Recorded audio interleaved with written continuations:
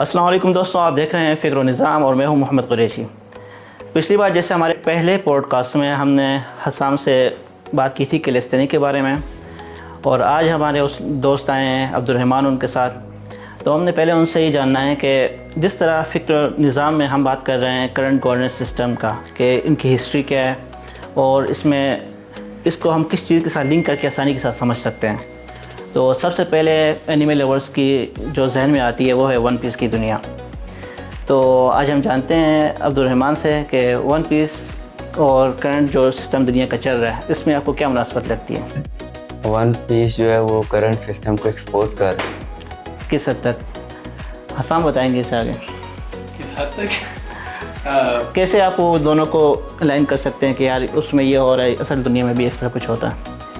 मैं कहूँगा जो ओवरऑल दुनिया में चीज़ें कंट्रोल हो रही हैं इस तरीके से, जैसे 5 एल्डर्स की हम सबसे पहले मिसाल लेते हैं, क्योंकि लोग जिस तरीके से भी गुजार रहे हैं, ज़िंदगी गुजार रहे हैं, मुल्क में जैसे काम चल रहा है, हर चीज़ चल रही है, वो जो अथॉरिटी है जो कंट्रोल कर रही है, हमें ये तो पता है कोई कंट्रोल कर रहा है, ये नहीं पता कौन कंट्रोल कर रहा है। तो वन पीस में अगर हम देखते हैं तो उसमें हमें पता चलता है 5 एल्डर्स का, लेकिन 5 एल्डर्स के बाद भी एक कोई है बंदा, लेकिन हमें उसका पहले नहीं पता था 5 एल्डर्स कैसे कंट्रोल कर रहे हैं, और वो जो करते हैं, जो कहते हैं वो लॉ बन जाता है, उसे फॉलो करना पड़ता है। और जो उसे फॉलो ना करे तो अगर उन्हें पसंद ना आए या उनके कोई खिलाफ बात कर दे तो वो उसे एक्शन ले लेते हैं, और फिर वो कोई आपकी बेहतरी के लिए नहीं होता, फिर आपके नुकसान होता है। तो रियल वर्ल्ड में आप लोगों ने यही देखा, ऐसी एग्जांपल्स होती हैं।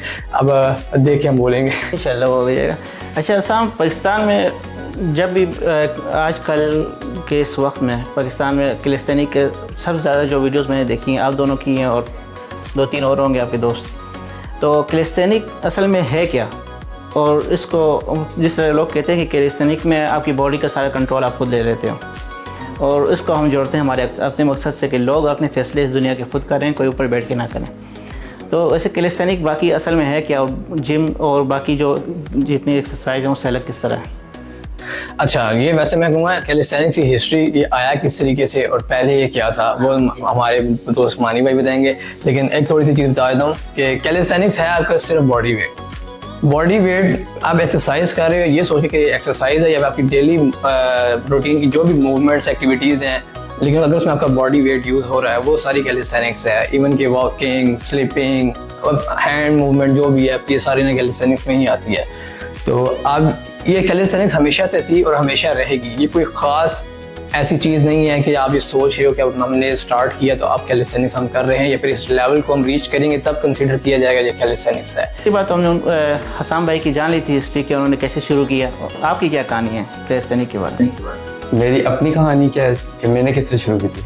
मेरा एक दोस्त आफ्ताब नाम है उसका, तो लाइक उसने मुझे कहा कि आज ना पार्क में वर्कआउट करते हैं, तो मैं वर्कआउट करने चला गया। मुझसे एक पुलअप भी नहीं होता था, लेकिन फिर ऐसा ऐसा मुझे लाइक मोटिवेशन आने लगी। पता नहीं क्या था उस टाइम, मुझे ये नहीं पता, ये भी नहीं पता था कैलिस्थेनिक्स क्या। मुझे 6 मंथ तक पता ही नहीं था कि मैं कैलिस्थेनिक्स कर रहा हूँ। प्रॉपर पुशअप्स करता था, पुलअप्स करता था, तो ऐसा ऐसा प्रोग्रेस करता गया। तो फिर जब मुझे पता चला कि प्रॉपर स्पोर्ट है, तो मैं स्पेसिफिक जो स्टैटिक है ना, स्टैटिक स्किल्स वगैरह उस साइड में है, like handstand, planche, front lever, जो हार्ड स्किल है। तो मेरा तो आप दोनों कब मिले? हम दोनों मिले थे लाइक 2 ईयर, 2.5 साल हो गए। हाँ 2.5 साल। तो साथ कैलिस्थेनिक कर रहे हैं उसके बाद? अच्छा, आप चले नारुतो के फ़ैन, मतलब वन पीस के फ़ैन हैं, तो आपने वन पीस के अलावा भी कोई एनिमे देखा हुआ है क्या? हाँ, अटैक ऑन टाइटन देखे हुए, जो सबसे ज़्यादा फेमस है। वो भी एक तरह से फलस्तीन और पैराडाइस और वो मार्लिन्स, जो पैराडाइस आइलैंड। हाँ, तो रहमान भाई, ये जो कैलिस्थेनिक है, अक्सर हमारे जो फ़िक्र निज़ाम का मकसद है कि इंसान हम लोग अपने फ़ैसले खुद करें, और कैलिस्थेनिक में भी यही है कि जिम में आप लोग बाहर किसी टूल का इस्तेमाल करके अपनी बॉडी बना रहे होते हैं, और कैलिस्थेनिक में इतना फ़र्क मुझे समझ आया है कि आप अपनी बॉडी का कंट्रोल खुद ले लेते हैं। तो मेरा कैलिस्थेनिक को समझने का ये नज़रिया था, आपका क्या सोच है इस पर? मेरे नज़रिए ये है कि कैलिस्थेनिक फ्रीडम है। लाइक आपको कोई स्पेसिफिक जगह नहीं चाहिए कि यार मैं इधर जाके फिर ट्रेन करूँ या इधर जाके इधर ट्रेन करूँ ना। आप जिधर दिल करता है आप कर लेते हैं। हाँ, ये है कि आपको थोड़ा बहुत इक्विपमेंट चाहिए, वो एडवांस कैलिस्थेनिक्स में चाहिए होता है। अगर आप बेसिक्स कर रहे हैं, पुशअप्स, पुलअप्स, तो आपको नहीं चाहिए इतने इक्विपमेंट। लेकिन जिम में ये क्या है कि आपको एक तो फर्स्ट ऑफ ऑल आपको पे करना पड़ता है, एंड फिर आपको वेट्स उठाने पड़ते हैं, और जिम में आप रियल स्ट्रेंथ नहीं बना सकते जो मर्जी आप कर ले। जिम का ये है कि आप जिम होती है इसलिए कि आप अपनी फिजिक अच्छी करें ताकि आप सूट में अच्छे लगे, या मतलब कि आप बॉडी बना ले, स्पेसिफिक फिजिक बना ले। लेकिन कैलिस्थेनिक्स में ये चीज़ नहीं है। कैलिस्थेनिक्स में आप अगर आपको एक पुलअप भी नहीं आता ना तो आप अपनी पूरी स्ट्रेंथ यूज़ करते हैं 100%। तो उसकी जो हर दफ़ा आप वर्कआउट करते हैं ना आपकी 100% स्ट्रेंथ यूज़ हो रही होती है, तो जिसकी वजह से ना आपकी ओवरऑल स्ट्रेंथ बढ़ती है। ज़रूरी नहीं है कि लाइक उसमें कैलिस्थेनिक्स में स्टैटिक्स ही हो, हैंड स्टैंड प्लैंक, ज़रूरी नहीं है। उसमें बेसिक्स भी होती है। बेसिक्स जो होती है पुशअप, पुलअप्स, बहुत ज़्यादा एक्सरसाइज होती है, लेकिन मेन जो है वो पुशअप और पुलअप्स ही है। अच्छा, वन पीस के बाद ये नारुतो है। आजकल हमारी जो ये जनरेशन है, इससे पिछली जनरेशन को अब देखा जाए तो बॉर्डर्स के बीच में बटे हुए हैं, और साइकिल ऑफ हेट्रेड उनमें भी है कि हमसे पहले जिन्होंने इंटरनेट नहीं देखा हुआ उनको तो कंट्रोल करना बड़ा आसान हो गया था। एक खबर दे दो कि पाकिस्तान ये किए, इंडिया ने ये किए, तो वो इंडिया, तुम इंडिया वाले हो तो गाली दे दिए। वो आजकल का जो जनरेशन है ये अभी इस चीज़ से आगे बढ़ चुकी है। तो आपको लगता है कि इसमें सिर्फ इंटरनेट ने फ़ायदा दिया हमें, या नारुतो जैसे एनिमेज ने फ़ायदा दिया, और कोई? अच्छा, इसमें मैं दो बातें करूँगा। एनिमे ने एक तरीके से ना हमारी जनरेशन को ना थोड़ा ब्रॉड माइंडेड तो कर दिया, मैं तो ये कहूँगा, क्योंकि उसमें काफ़ी ज़्यादा ना रियल लाइफ से रिलेट बहुत ज़्यादा किया हुआ है। काफ़ी ऐसी स्टोरीज़ हैं जो बंदा रियल लाइफ में देखता है, कैरेक्टर से रिलेट करता है, उनकी ज़िंदगी कैसे जा रही है, कौन कौन सी सिचुएशन में आते हैं, मुश्किल हार्डशिप्स वगैरह सारे। और फिर दूसरी बात कि आपने कहा था कि ओल्डर जनरेशन वो तो किसी सोर्स को ट्रस्ट करते नहीं थे ना, उन्हें इस तरह से पता था जो उन्हें इन्फॉर्मेशन मिलती है बस उसे वो लेके सही मान लो ये सही है, और फिर वो आगे भी अपने आने वाले लोगों को यही बता रहे होते हैं। और फिर जब वो सुनते हैं, वो स्टार्टिंग में तो मान लेते हैं कि कोई छोटे उन्हें कुछ पता नहीं है, लेकिन चूंकि उनके पास इंटरनेट है और वहाँ जब वो उसे यूज़ कर रहे हैं, वो ना चाहते हुए जब और इन्फॉर्मेशन हासिल कर रहे हैं, और वो जब उनके जो वालिदैन ने बताया उससे मुख्तलिफ है, तो वो या फिर उनसे खुद सवाल करते हैं या फिर और स्क्रॉल करके उसके बारे में जानकारी हासिल कर रहे होते हैं, वो भी ना चाहते हुए भी। पर मसला है ना कि इस वजह से हमारी जो जनरेशन है ये उसमें भी आई हुई है, जहनी उसमें भी आई हुई है कि यार एक नहीं 5-6 हमें ऑप्शंस आ रही हैं, एक ख़बर के 10 वर्जन हमारे पास आ रहे हैं, तो कंफ्यूजन के भी शिकार ऐसी खासी है। और इसमें ये इसका रिजल्ट भी निकलता है, आधी अवाम फिर भी गलत चली जाती है, और कुछ गिने चुने लोग होते हैं जो सही अपना ऑप्शन चूज करके सही हो जाते हैं। अच्छा, पाकिस्तान की जनरेशन जनजी जिस तरह नेपाल की है उसने रेवोल्यूशन लेके आई, श्रीलंका अभी इंडिया में भी शुरू हो चुका है, पाकिस्तान की जनजी में से क्या फ़र्क है? अभी तक उनको उस तरह ब्रॉड को मिला नहीं है, या क्या वजह हो सकती है? वो क्या लगता है? पाकिस्तान की जेंसी जो है वो इंट्रोवर्ट है, उनको लाइक खुल के बात करना नहीं आती किसी से प्रॉपर। तो अगर आप देख लेना ज़्यादातर पाकिस्तान है ही इंट्रोवर्ट, और डरते हैं, और डरते हैं। सबसे बड़ी बात ये कि डरते हैं वो, और डरा में कामयाब हो गए हमारे बड़े। हाँ जी, कॉन्सिक्वेंसेस देख लिए हैं लोगों ने, एक्सपीरियंस कर। तो आपको क्या लगता है कि कोई जल्दी इसका चांस है जनजी रेवोल्यूशन का इस वक्त, या नहीं? आपको लगता है कि पाकिस्तान में तो जिस तरह बाकी दुनिया से टेक्नोलॉजी में पीछे 5-10 साल इसमें ये है कि अगर आप एक लीडर अच्छा लेकर आए, जेंजी लीडर, और वो अच्छा हो, लाइक वो भी बड़ों के ऊपर नीचे ना काम कर रहा हो, लेकिन वो भी अच्छा हो, तो फिर है कि जो है जेंजी को निकाल सकता है, क्योंकि उनकी इनसिक्योरिटीज है ना जेंजी की, उनको उन्होंने ख़त्म कर दिया, तो वो लाइक जेंजी निकल आएगी, क्यों नहीं निकलेगी? मानी भाई, मेरा आपसे एक सवाल है, क्योंकि आप पाकिस्तान के वाहिद बंदे हैं जिसके मेल कैटेगरी में के सबसे ज़्यादा फॉलोअर्स हैं, सबसे ज़्यादा जाना जाता है, और बाहर की ऑडियंस माशाल्लाह बहुत ज़्यादा, और आपका कंटेंट हमारे लिहाज से ऐसा नहीं है, आपका अलग है, बहुत प्रोफेशनल लुक देता है, और जो कि मेरे जानने वाले वो भी यही कहते हैं जब देखते हैं, वो कहते नहीं है कि भाई ये बंदा कभी पाकिस्तानी इस चीज़ से कंटेंट बनाता है। तो आपसे सवाल है, आपको क्या लगता है फ्यूचर में और कितने टाइम में पाकिस्तान में कैलिस्थेनिक्स का क्या लेवल होगा, कितनी जल्दी प्रोग्रेस कर सकते हैं? और अभी जब से मैंने भी स्टार्ट किया तकरीबन मुझे कैलिस्थेनिक्स में 2.5 साल हो गए हैं, तो कितनी प्रोग्रेस आ गई है? अभी लाइक अभी मेरे थोड़े से फॉलोअर्स हैं, इतने खास ज़्यादा फॉलोअर्स नहीं, लेकिन उसमें यह है कि उसकी वजह से मुझे डीएम्स आ रहे होते हैं कि हमने कैलिस्थेनिक्स स्टार्ट किया, और उसके 3-4 महीने बाद कहते हैं हमने ये अनलॉक कर लिया। तो एक लिहाज से तो मतलब कि प्रोग्रेस हो रही है। और पिछले रिसेंटली हमने कंपटीशन करवाया था, तो टीम नोवा ने, तो उसमें हसान भाई ने होस्ट किया था, तो हमने उसमें इतनी ज़्यादा आवाम की माशाल्लाह पता चल रहा था कि प्रॉपर एक है, और उससे हमारे काफ़ी ज़्यादा ग्रोथ भी हुई थी उसके बाद। तो ये चीज़ है कि ग्रो हो रहा है क्योंकि लोग रिप्रेजेंट नहीं कर रहे थे, मैंने रिप्रेजेंट करना शुरू किया, एक हाई क्वालिटी वीडियोस वगैरह बनाना शुरू की। एक एज मेरा ये मकसद नहीं था कि मैं स्ट्रेंथ दिखाऊँ, मैं ब्यूटी दिखाना चाहता था कैलिस्थेनिक्स में कितनी ब्यूटी है। बेसिकली कैलिस्थेनिक्स का जो नेम है ना वो कैलिस्थेनिक्स है ना, ये ग्रीक का वर्ड है कैलोस और थैनोस। कैलोस का मीन है ब्यूटी एंड थैनोस का मीन है स्ट्रेंथ। मतलब कि ब्यूटी एंड स्ट्रेंथ जब मिलती है ना एक प्यारी सी स्किल बन जाती है, समझ ले, मतलब एक खूबसूरत चीज़ है। स्ट्रेंथ के तो आप एक स्ट्रेंथ शो करें। तो अच्छा कैलिस्थेनिक में मेरे सामने फिर हमें कोई रियल फिजिकल उस तरह एकेडमी की ज़रूरत ही नहीं है, ऑनलाइन भी अक्सर हो ही जाएगा। नहीं काफ़ी है, ज़रूरत है।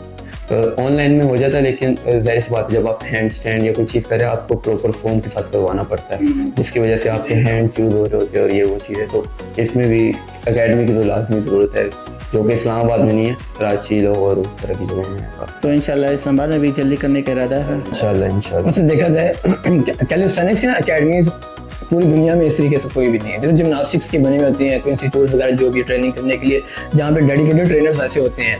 और इवन के कॉम्पिटिशन्स के भी, मतलब जैसे ओलंपिक्स हो गया या कोई भी कंट्री लेवल में, नेशनल लेवल पे होते हैं। कैलिस्थेनिक्स से एज सच कोई भी नहीं है, ये खुद एक कहने मैन मेड भी स्पोर्ट बना लिया है। और हर बंदा जो कॉम्पिटिशन्स करवा भी रहा है, इवन दूसरे कंट्रीज़ में, जब दूसरे कंट्री से भी लोग आते हैं कम्पीट करने के लिए, वो उन्होंने खुद स्टार्ट किया, ना कि गवर्नमेंट ने या फिर कोई जिमनास्टिक्स जो है ना वो आप प्रॉपर एक जिमनास्टिक्स के क्लब्स होते हैं, एकेडमीज होती है ना, उधर ट्रेनर्स आपको ट्रेन करते हैं नेशनल लेवल पे। तो उधर, लेकिन कैलिस्थेनिक्स में ये नहीं है।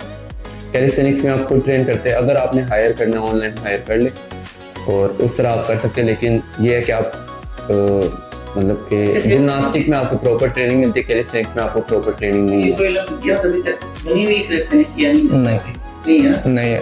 इधर कोचेस भी जो है ना वो सेल्फ मेड कोचेस हैं, लेकिन ऐसा नहीं कि उनके पास नॉलेज नहीं है या क्योंकि सर्टिफिकेट्स वगैरह तो इस तरह के नहीं होंगे, बिगिनर्स हैं। हाँ, बिगिनर्स लेवल पे है। कैलिस्थेनिक्स ग्रो बहुत हुई है, इंटरनेशनली बहुत ग्रो है, इसके काफ़ी ज़्यादा सर्टिफिकेट्स हैं, लेकिन जो स्किल्स में या फिर आपने high level elite level skills के लिए कोई आपने बहुत ऐसी एडवांस स्किल्स आपने सीखनी और आप इस लेवल पे आ गए कि आप कहीं भी जाके कम्पीट करते हो, उसकी सर्टिफिकेट्स नहीं है। अगर आपने कोचिंग करनी है लेकिन आपको नॉलेज होना चाहिए ना बेसिक लेवल का किसी को सिखाने के लिए, तो उनके सर्टिफिकेट्स तो हैं ही, लेकिन उनकी रेलिवेंसी कोई नहीं है हमारा कि आप कितना आगे जा सकते हो। क्योंकि मोस्ट ऐसे नहीं, वो स्ट्रीट लिफ्टिंग से ट्रेन करते हैं, खुद ब खुद सीख रहे होते हैं, यूट्यूब से इंस्टाग्राम से देख के। ये भी काफ़ी लोगों को कुछ पता भी नहीं होता वो क्या कर रहे हैं, लेकिन प्रोग्रेस कर जाते हैं और फिर वो बड़े लेवल में चले जाते हैं और इसी तरह उनकी प्रोग्रेस होती है। कैलिस्थेनिक तो मतलब 100% हमारे मकसद के साथ जो मतलब फुल अलाइन हो रही है कि गवर्नमेंट कुछ भी नहीं कर रही, लोग खुद ही कोई चीज़ सीख रहे हैं और उसको इन्वॉल्व हो रहे हैं और उससे अपने आप को बदल भी रहे हैं।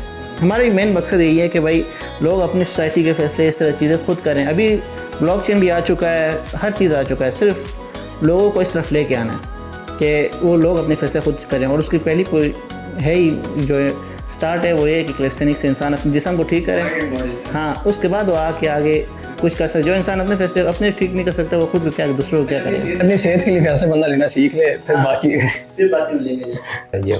अच्छा मोहम्मद भाई, मेरा क्या आपसे सवाल है, आपका फेवरेट एनिमे कौन सा है? मेरे सबसे जो फेवरेट है आज तक जो मैंने वो देखा है उनमें से नारुतो मुझे सबसे अच्छा लगा। तो मैं अज्यूम करता हूँ कि आपका फेवरेट कैरेक्टर भी इसका मेन कैरेक्टर होगा। बिल्कुल वही बात है। और फिर आपका मोस्ट हेटेड कैरेक्टर कौन सा? यार नारुतो में कोई हेटेड कैरेक्टर उस तरह है ही नहीं। सिर्फ देखा जाए तो अगर मैं उसको कहूँ, उसका नाम मैं भूल गया हूँ यार, जो सांप भी बनता है,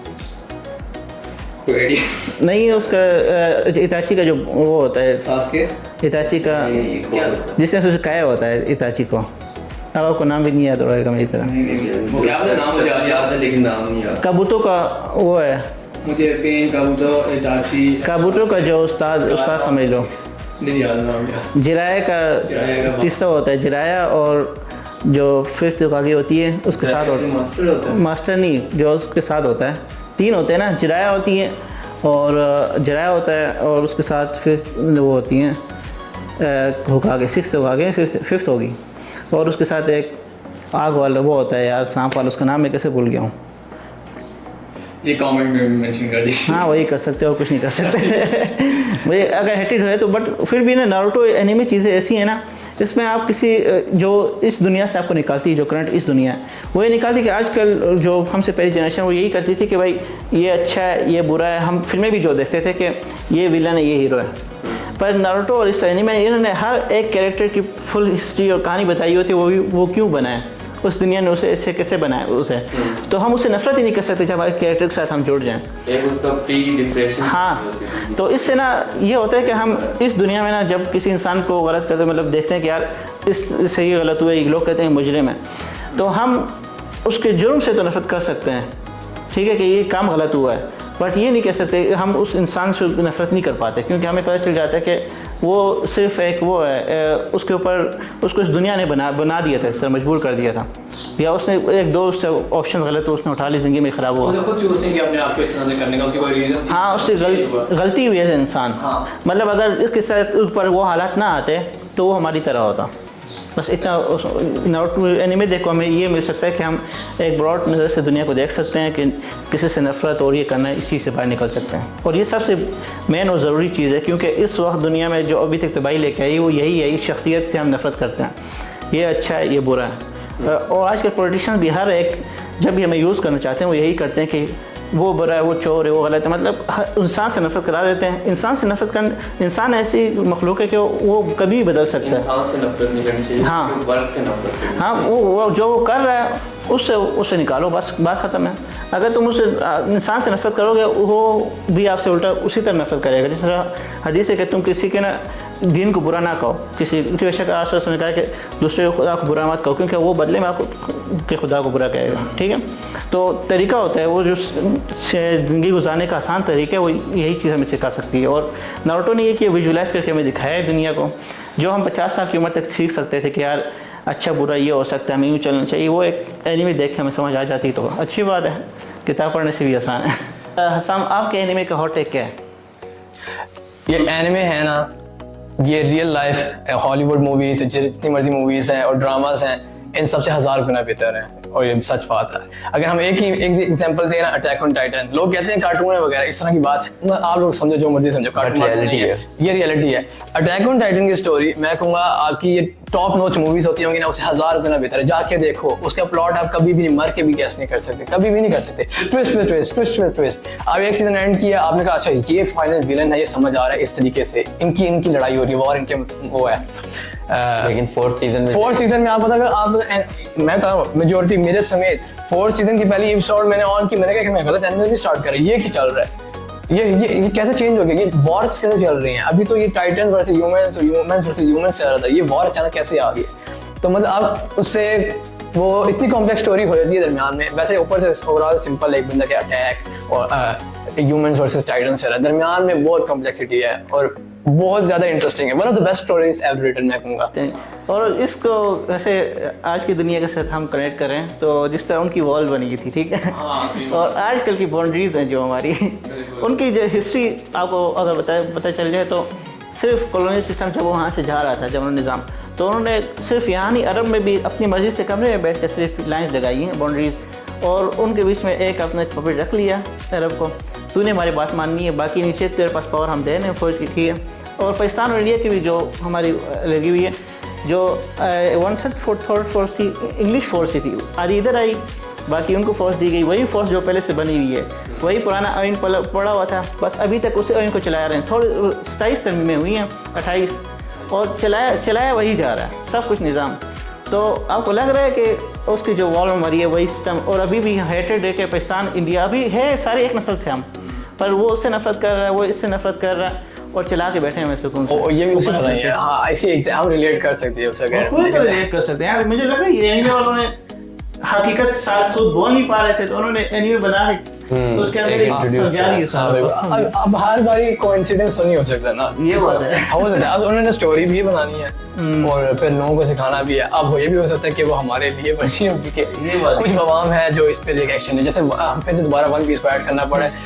जब वो नेपाल वाले दूसरे कंट्रीज वालों ने स्टार्ट किया तो वो वैसे फ्लैग ऑफ लिबरेशन तो इसी तरह से चीज है, ये चीज है। वो लूफी का इंतजार करे, उन्हें लूफी जैसा लीडर चाहिए। अच्छा, हाँ जी, उन्हें कोई बॉस नहीं चाहिए जो उन्हें ऑर्डर करे या सिर्फ बोले ये करो वो करो, मतलब कंट्रोल करने वाला नहीं चाहिए। उन्हें लीडर चाहिए कि जो गाइड करे हमें लीडर चाहिए जो हमें गाइड करे।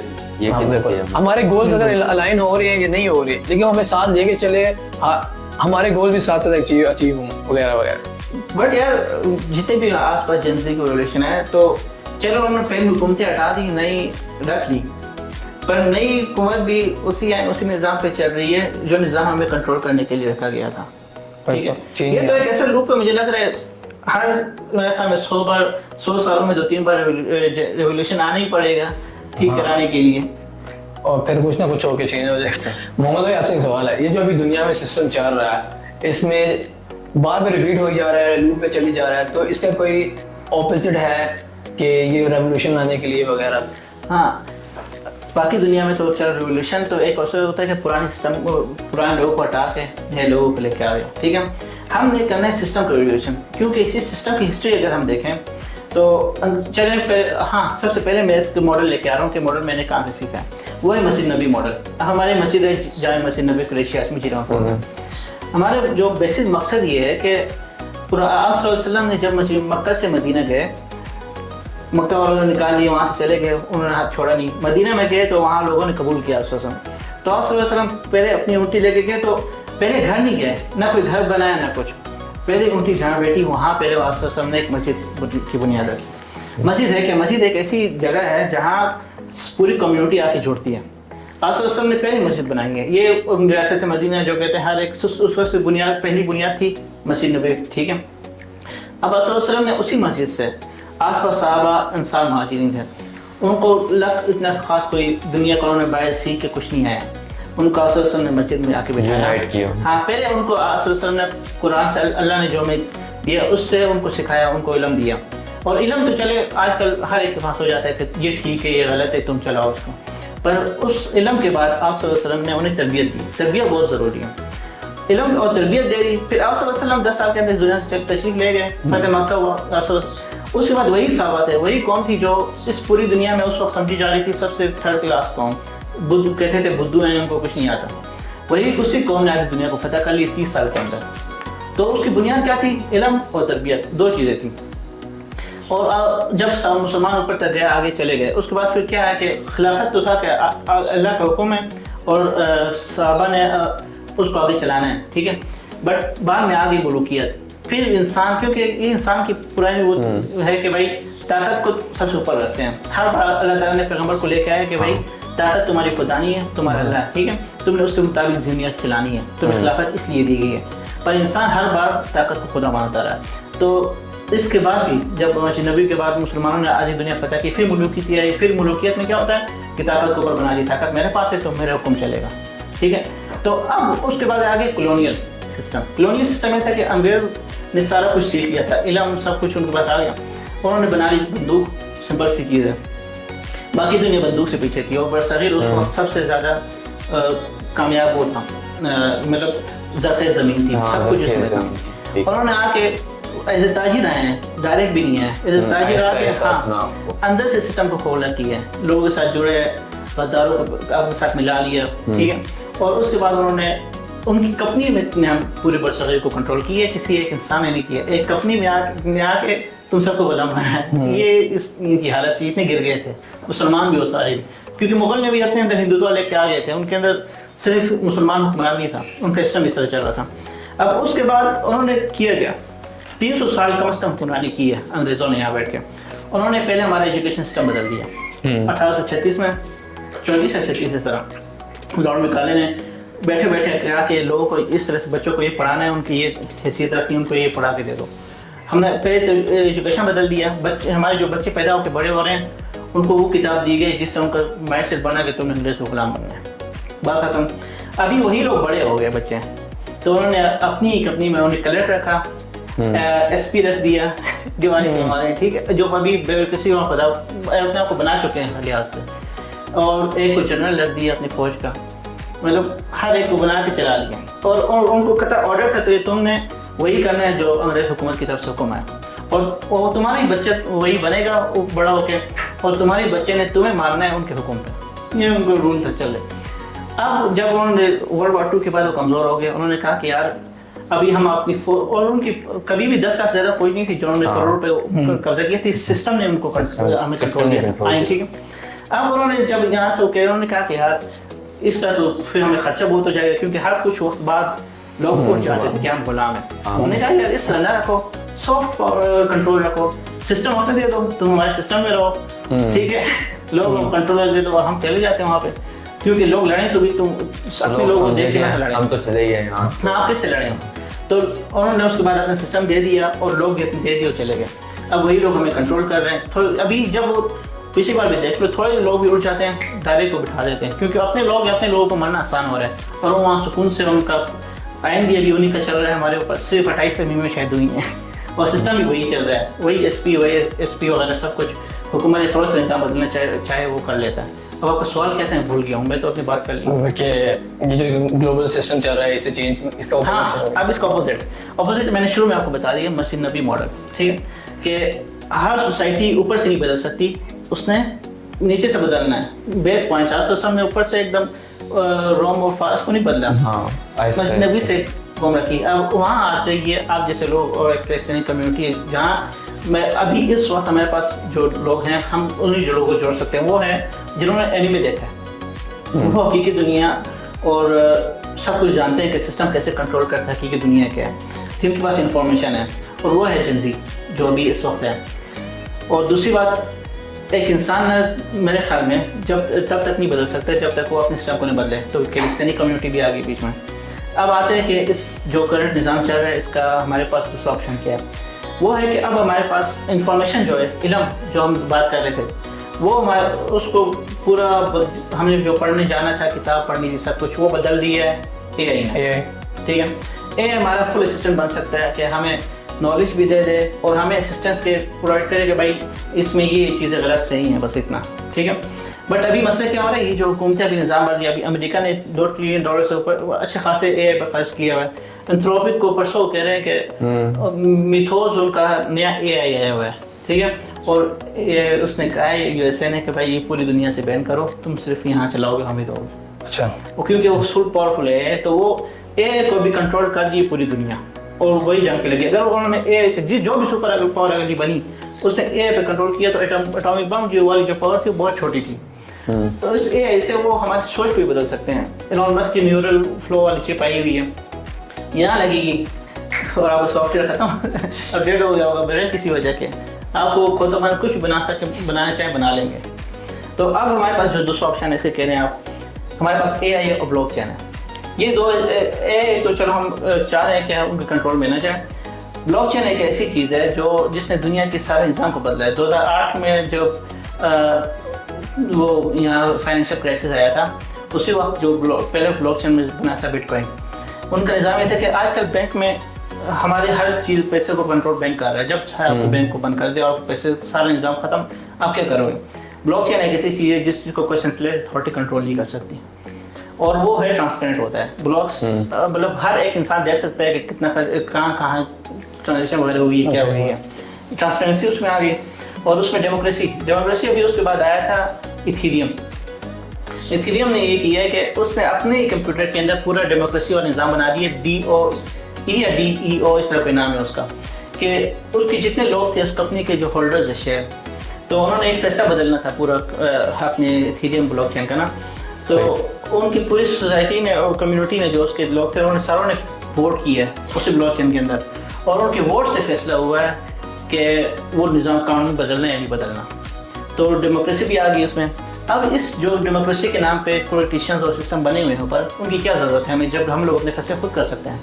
और हमारे पास हर एक सोसाइटी के पास अपने सेंटर है, और हमारे पास जो हमारा इस निज़ाम का अपोजिट हमारे पास निज़ाम है मशीन नबी मॉडल के बेस पे AI और ब्लॉकचेन पे global AI decentralised governance system बना रहे हैं। उसमें ये होगा कि क्लैशनिक से पहले लोग अपने जिस्म को ठीक करें, ये तो हमारे बेस है, ठीक है। अब ये कौन सा अपने जिस्म को सब कुछ ठीक कर रही है, तो अब उनको कंट्रोल करने के लिए ऊपर किसी की हमें ज़रूरत नहीं है। अब हम कर सकते हैं कि ये सिस्टम हम एक प्लेटफॉर्म बना रहे हैं जिससे आप अपने इंटरनेट वो कंट्रोल कर रहे हैं, अब पैसे दे रहे हैं, ले रहे हैं, जो अपने आपके मोबाइल में भी आ गए, ठीक है। बैंकिंग सिस्टम तो कम ही हो गया। अब आप अपनी सोसाइटी के फैसले कि यहाँ कुछ चीज़ बनना है, यहाँ कोई चीज़ ना बने, उस चीज़ में आपकी पूरी सोसाइटी बैठे उसी के अंदर इंट्रोल होगी, वो वहाँ पर डिस्कशन करेंगे कि हम ये काम करना, ये नहीं करना, फिर उस पर सारे वोट करेंगे। ज़्यादा लोग जहाँ होंगे फिर उसके ऊपर फंडिंग जारी बात आप लोगों ने करनी है, जहाँ से आनी है, आप लोग फंड डालोगे कि ये काम करो, तो सारे आप लोग देखोगे हर एक के मोबाइल में होगा ब्लॉकचेन से कि इतना फंड यहाँ आया, इतना आ गया, मतलब कि वो चीज़ ट्रैक हो रही होगी, फुल ट्रैक हो रही होगी और आपके डिसीजन पे हो रहा है। आपने कहा कि ये काम हो जाए तब हो रही है, और फिर वो कैसा हो रहा है, कितना फंड कहाँ यूज़ हो रहा है, वो सारा आपके सामने होगा। सही। इसमें करप्शन भी खत्म और आपके ऊपर कोई एक इंसान फैसला करे वो भी खत्म। आपकी सोसाइटी के फैसले सोसाइटी ने खुद कर दिए। तो सिटी के जो बड़े बड़े प्रोजेक्ट्स हैं या कोई रेल रोड बनना है, जो कुछ करना है, जो हुकूमत कर ये भी फिलहाल तो जाहिर बात है हुकूमत का एकदम कोई ख़त्म नहीं कर सकते, चलने वाली 50 साल ज़्यादा चलेगी, बट आराम से चेंज जाएगा ना। अब सोसाइटी पूरी सिटी के जो फैसले हैं वो सारी सोसाइटीज़ मिलकर करेंगे। आप अपनी सिटी के प्रोजेक्ट्स को भी देख सकेंगे, यहाँ इतना हो रहा है, इतना फंड आया, इतना यूज़ हुआ है, आप एक वोट उस प्रोजेक्ट के फैसले को भी बदल सकता है। तो ये डेमोक्रेसी है, मतलब ये चीज़ उसमें शामिल हो। इस तरह हम ग्लोबल लेवल के सारे मसाइल भी इस हिराकी के बेस पे हम ठीक कर सकते हैं। ये एक मेरे पास इस जो करंट सिस्टम है इसका अपोजिट एक Solution तैयार है जो हम बनाने की कोशिश कर रहे हैं, और फिक्र निज़ाम का मकसद भी यही है हमारा। मानी भाई, मेरे एक आपसे सवाल है, ये पाकिस्तान की जो आवाम है इन्हें कैलिस्थेनिक्स का तो कुछ भी नहीं पता, इनसे तो वर्ड भी प्रोनाउंस करना मुश्किल से होता है, तो आपको क्या लगता है और क्यों लगता है कि ये हमसे कैलिस्थेनिक्स स्टार्ट करेंगे?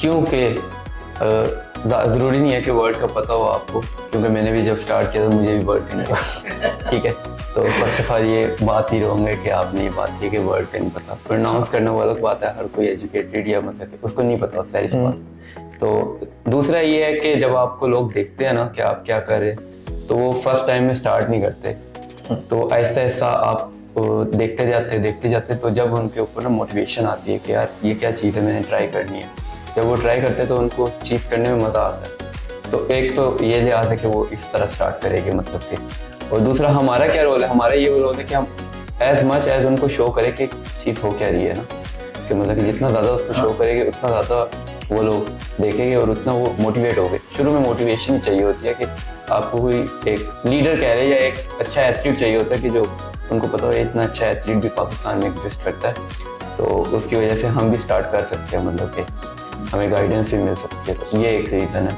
अच्छा, पाकिस्तान और बाकी कंट्रीज में कैलिस्थेनिक्स में सबसे बड़ा डिफरेंस क्या है? इधर फर्स्ट डिफरेंस ये है कि कोई एलीट लेवल में नहीं जा पाया अभी तक। ठीक है, हाँ, ये बात सच है। क्यों नहीं जा पाया? क्योंकि इधर के जो स्टार्ट वाले कैलिस्थेनिक्स करने वाले हैं, सॉरी उनके लिए, लेकिन उन्होंने कोई कैलिस्थेनिक्स के लिए काम खास किया नहीं है।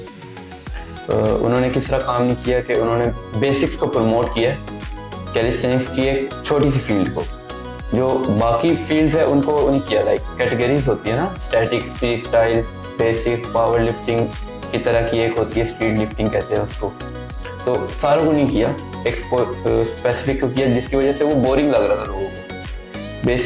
बेसिक्स बोरिंग होती है, सारों को पता है कि बेसिक्स बोरिंग होती है, लेकिन वही जो है वो आपकी मतलब फंडामेंटल बिल्ड करती है, ये वो चीज़ है ना।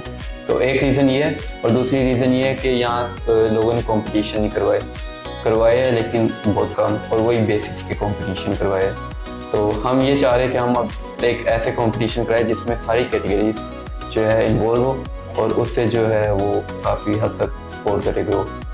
और जितने कंपटीशन हो गए, कंपटीशन बेसिकली एक मोटिवेशन है कि अगर आप कोई कम्पीट कर रहे हैं तो उसको मोटिवेशन मिल जाएगा। एटलीस्ट मैं जो चीज़ कर रहा हूँ वो मेरी कहीं यूज़ तो हो रही है ना, मैं मतलब कि अपना ज़ाया तो नहीं कर रहा अंटिल कि आपने इंटरनेशनली कम्पीट। अब इंडिया में देख ले, इंडिया में कैलिस्थेनिक्स मतलब कि बहुत अच्छी है, उधर लोग हैं बहुत ज़्यादा, वो उनकी एकेडमीज अलग बनी हुई है। कैलिस्थेनिक्स की एकेडमीज नहीं होती, उनकी एकेडमीज अलग बनी हुई है इंडिया में, तो वो माशाल्लाह हमसे बहुत अच्छे हैं इंडिया वाले। तो इन चीज़ प्लान क्या है? फ्यूचर प्लान्स मेरे पर्सनली या ओवरऑल कैलिस्थेनिक्स के फ्यूचर में साल में कैसे करना है? मेरे फर्स्ट गोल तो अपना गोल तो ये है कि मैंने कम्पीट करना है एज मच एज पॉसिबल। दूसरा ये है कि यूथ को ज़्यादा कैलिस्थेनिक्स में लेकर आना है और कॉम्पिटिशन्स करवाने हैं और ख़ुद भी कम्पीट करने हैं, क्योंकि इधर ज़्यादातर कॉम्पिटिशन्स कोई और नहीं करवा रहा। तो हमारी एक टीम है नोवा, तो वो जो है वो होस्ट करेगी उस कॉम्पिटिशन्स वगैरह को, और काफ़ी ज़्यादा एथलीट्स आएंगे उसमें इंशाल्लाह, और मैं भी साथ में हेल्प करूँगा ऑर्गेनाइज करने में इंशाल्लाह। अच्छा शाम भाई, आपने शाम 612 आपने मुझसे क्वेश्चन पूछिए कि मेरे गोल्स क्या है ना, तो मेरे गोल्स तो क्लियर है, आपके गोल्स क्या? अच्छा, मेरे तो काफ़ी मज़ेदार तो 612 के देखें जी। 612 पहले मैं आता है, मेरा जो यूज़र नेम है हसाम 612, इससे मैंने ब्रांड। अच्छा, ये 612 के पीछे लॉजिक क्या है, अभी तक समझ नहीं है। ये 612 सीक्रेट है, जब ये एक एलीट लेवल पे पहुंच जाएगा तब आपको रिवील होगा है, grand reveal by the way. अच्छा, अब आपको गोल्स का बताता हूँ। हसाम 612 एक ब्रांड लेवल पे जाके पहुंचेगा, और किस तरीके से पहुंचेगा अपने कैलिस्थेनिक्स के जरिए और अपनी पर्सनैलिटी के जरिए। जैसा कि अगर आप लोग जानते हैं, मेरा जो कैलिस्थेनिक्स कंटेंट है वो आपने शायद नोट किया हो कि बाकी आम लोगों से काफ़ी डिफरेंट है, मतलब पर्सनैलिटी ड्रिवन ज़्यादा है। और इससे ये हुआ कि जो लोग मुझे देख रहे हैं वो एक तरीके से ज़्यादा इंगेज कर रहे होते हैं, कुछ कभी कभी रिलेट भी कर लेते हैं, और बाकी लोग होते हैं वो अपनी स्किल्स शो ऑफ करा रहे हैं वगैरह वगैरह। मैं भी करा रहा हूँ, लेकिन मैं साथ में अपनी ऊट पटांग हरकतें भी कर रहा हूँ, बातचीत मतलब एक डिफरेंट तरह से कंटेंट बना रहे हो लाइक। हाँ, इस तरीके से। अच्छा, और फिर नंबर 1 पाकिस्तान में अभी तक कंपटीशन कोई नहीं, जैसे कि आपने कहा था। इंशाल्लाह हम पहला कंपटीशन करवाएंगे स्टैटिक्स का, उसमें मैं भी कम्पीट करूंगा इंशाल्लाह कोशिश करूंगा अपने आप को घुसाऊं होस्टिंग में भी, क्योंकि मैंने शोर मचाने का मुझे बहुत शौक है। मैं करूंगा तो इससे एक तरीके से लोग मुझे जानना शुरू हो जाएंगे, और फिर इंशाल्लाह 2 साल के अंदर बाहर जाके भी कम्पीट करूंगा। इस लेवल पे मैं चाहता हूँ, बिगिनर लेवल पे हो, जो भी हो, क्वालिफायर्स राउंड में हो, जिधर भी हो, मैंने बाहर जाके कम्पीट करना है। ये मेरे वो है, ख्वाब है एक तरीके से। ठीक है। और हो सके कैलिस्थेनिक्स में अपना प्रोफेशन बनाएंगे, इस इंशाल्लाह अपना बिजनेस स्टार्ट करेंगे, और उसमें 612 ब्रांड होगा हमारा। अच्छा यार, आप दोनों चलो लड़कों के बारे में तो आप उन्हें भी सिखा दोगे, सब कुछ करोगे। पाकिस्तान में लड़कियां भी ये करना चाहती हैं, और उनका सबसे फेवरेट स्पोर्ट और उनकी ज़रूरत भी यही है। तो इसके लिए कोई पाकिस्तान में है अभी कैलिस्थेनिक्स के लेवल पे कोई? एक लड़की है, लड़कियां काफ़ी ज़्यादा है, लेकिन जाहिर सी बात है क्योंकि वो लड़की है तो वो ज़्यादातर मतलब कि वो सोशल मीडिया में पोस्ट नहीं करती ज़्यादातर। तो एक लड़की है, एक्मी है ना नाम है उसका। अच्छा, इंस्टाग्राम में ही है? हाँ, इंस्टाग्राम में उसके मुझसे ज़्यादा फॉलोअर है माशाल्लाह। अच्छा, माशाल्लाह। लेकिन उसने जो मुझे एक दफ़ा बताया था कि मैंने तुम्हें देखती शुरू किया था, तो उसके बाद तो आप ही जूनियर हैं। हाँ, तो मेरी जूनियर कह दे जो भी है। अच्छा, तो मतलब लेकिन वो अभी मेरे ख्याल से मुझे जितना लगता है हैंड स्टैंड और काफ़ी ज़्यादा स्किल्स में अच्छी है, बहुत ज़्यादा अच्छी है बाकियों से। और थोड़ी बहुत लड़कियाँ कराची में भी है, वो भी कर लेती हैं। पाकिस्तान में अगर कोई लड़कियाँ करनी चाहिए तो उनके पास मेंटोर्स हैं पहले से? मेंटोर्स है, और एक्मिया ने बिजनेस भी उठा सकती है इस वजह से। बढ़िया। मतलब एक तरह से रोल मॉडल वो बन चुकी है पाकिस्तान में फीमेल कम्युनिटी के लिए, और ये ज़रूरी भी है। और सिर्फ इस वजह से नहीं कि मतलब वो पाकिस्तान में सिर्फ एक ही इतनी पोस्टिंग वगैरह गया, फॉलोअर्स एक तरीके से 30 के समथिंग है ना, 30 के लास्ट टाइम मैंने चेक किया 30 के थे। नंबर 1 में पाकिस्तान में कैलिस्थेनिक्स का कोई भी अगर है कंटेंट क्रिएटर इन्फ्लुएंसर तो सबसे ज़्यादा फॉलोअर्स हैं उसी के। बढ़िया। सेकंड नंबर पे हमारे मानी में आते हैं। माशाल्लाह, तो शर्ट नहीं, मैं थर्ड थोड़ी, मैं तो बहुत अच्छी आती है। हाँ जी, हमारा थोड़ा अलग किस्म का। लेकिन बात ये है ना कि पाकिस्तान में एक और वजह है कि ग्रो क्यों नहीं करता। पाकिस्तान में कैलिस्थेनिक्स की अवेयरनेस नहीं है, लोगों को इस चीज़ का पता नहीं है। अब वो अगर हमें देख भी रहे हैं ना, तो वो ज़रूरी नहीं है वो हमें फॉलो भी करें या फिर एंगेज बार बार करें। वो थोड़ा फन की वजह से हमारी स्टोरी कोई ऐसी रिप्रेजेंट हो रही है रील के अंदर, तो इस वजह से देख लेते हैं और लाइक वगैरह कर लेते हैं। इसी वजह से फिर वो कैलिस्थेनिक्स इतनी अवेयरनेस मिलेगी। काफ़ी लोग जो कि फिटनेस पे इंटरेस्ट रखते हैं, अगर वो हमें देखें, उन्हें समझ आ रही है, वो कुछ सीख भी रहे हैं और उनका शौक भी पैदा हो रहा है कैलिस्थेनिक्स सीखने में, इस तरह काफ़ी लोगों ने स्टार्ट किया है। अच्छा यार, अगर आप दोनों ने किसी रैंडम आदमी को इम्प्रेस करना हो तो आप कौन सी स्किल से इम्प्रेस कर सकते हैं उसे? अच्छा, आप बताओ जी। मैंने वैसे तो मैं प्लान्स के साथ इम्प्रेस करना चाहता हूँ, लेकिन क्योंकि लोगों को प्लान्स उस तरह मुश्किल नहीं लगता, तो मैं 1 आर्म हैंड स्टैंड करूँगा, जिसकी वजह से ये तो बहुत वो लोगों को थोड़ा मुश्किल भी लगेगा, और मुश्किल है भी, तो इस वजह से वो इम्प्रेस होगा। और आप? अच्छा, मैं थोड़ा बहुत सस्ता कॉम्बो ट्राई करूंगा, उसमें मैं फिंगर्स पे हैंड स्टैंड करूंगा। अब हैंड स्टैंड का तो आपको पता है, लेकिन फिंगर्स में करना लोग कहेंगे ओ भाई ये क्या फिंगर्स पे कर रहे हैं आपको, उसमें करूंगा। और फिर हैंड स्टैंड पुशअप। अब आम बंदों के लिए रेगुलर पुशअप करना भी मुश्किल होते हैं, अब एक बंदा हैंड स्टैंड पुशअप कर रहा तो फिर काफी लोग ओ भाई ये क्या हो रहा है वगैरह, इसलिए तो अभी करें फिर? हाँ जी, स्टार्ट करो जी, हम आपको दिखाते हैं। चलें। अच्छा, ये जो मैं स्किल करना चाहता हूँ ना लोगों को इम्प्रेस करने के लिए, आम लोगों को, उसे कहते हैं हैंड स्टैंड, लेकिन आम हैंड स्टैंड नहीं जो कि ज़मीन पे या भी पैरेलल पे होगा। मैं करूँगा फिंगर्स पे, ऐसा कीजिएगा।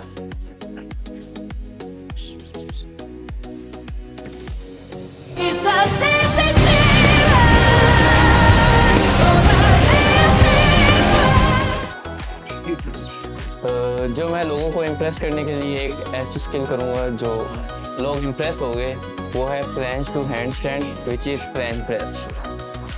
Let's go.